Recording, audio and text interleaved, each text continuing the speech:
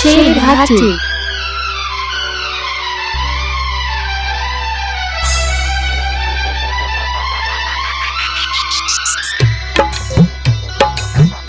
प्रेम बिहारी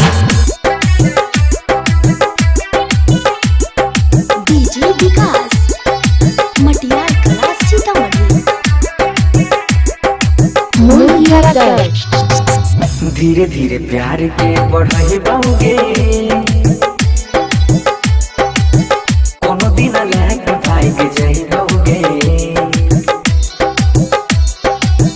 तोरे हम दूल्हा बनही बौरे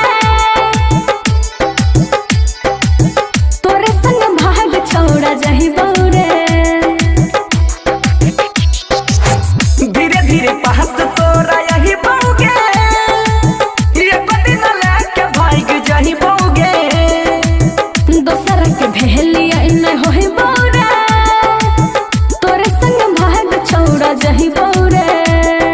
सच में डीजे विकास मटियार कला सीतामढ़ी।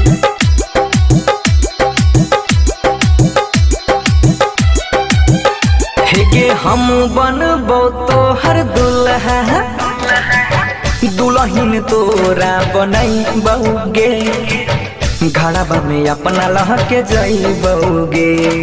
हे रे तनी हमरो बात सुन। हम बनबो तोहर रानी अच्छा राजा तोरा बनैबो रे हाँ घरवा में तोरे हम जइबो रे हेगे एक बात कहियो हाँ हाँ ममिया हम ही तोर सजाही बऊगे सजाऊ में लेके भाई के जाही बऊगे तोरे हम दूल्हा बनही बौरे तोरे संग भाग छोड़ा जही बौरे दोसर के भेलिया न होई बौरे तोरे संग भाग छोड़ा जही बौरे। तो चल न गे मुजफ्फरपुर।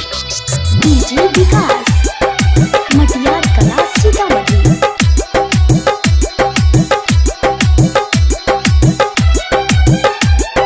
सुन हेगे हमर दीवानी तोहरे खातिर जीवो मरबौगे प्यार के कहानी नहीं करबौगे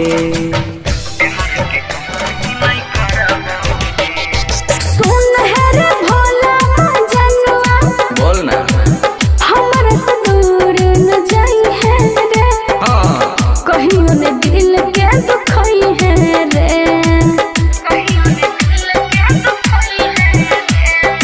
हेगे सुन ना बोल ना रे जरा। प्रेम बिहारी जन्म जन्म साथ निभाई बऊगे